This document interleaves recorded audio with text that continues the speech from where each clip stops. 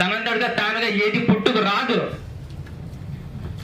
So ఈ ప్రశ్నకి నాకు సమాధానం మీరు చెప్పకూడదన్నా, కేవలం జీవితం కావాలని మిమ్మల్ని అడుగుతున్నాను. వాళ్ళు అడుగుతున్నాను, అడుగుతున్నాను మిమ్మల్ని.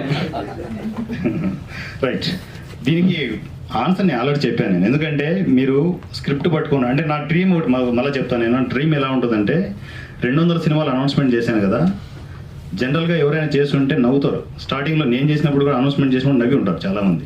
మీ నవ్వులే నాకు అక్షింతలు, గుర్తుపెట్టుకోండి. నేను నవ్వులకి వాటికి బ్యాక్ స్టెప్ తీసుకునే మనిషిని కాదు, ముందుకు వెళ్తూనే ఉంటాను. సో 200 సినిమాలు అనౌన్స్మెంట్ చేసిందే మీలాంటి ఆర్టిస్టులు, టెక్నీషియన్లు బాగుపడాలి.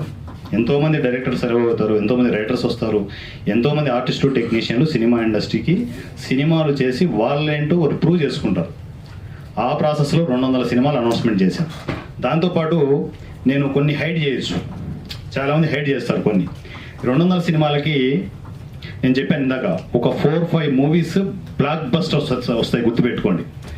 బ్లాక్ బస్టర్స్ ఇచ్చే డైరెక్టర్స్ కనెక్ట్ అవుతున్నారు, రైటర్స్ కనెక్ట్ అవుతున్నారు. రాసి పెట్టుకోండి, ఈరోజు అండర్లైన్ చేసి రాసి పెట్టుకోండి. మీలోనే ఉన్నారు, అందులో కనెక్ట్ అవుతున్నారు. ఆ సినిమాలన్నింటినీ తెర మీదకి తీసుకొచ్చే బాధ్యత నేను తీసుకుంటున్నాను.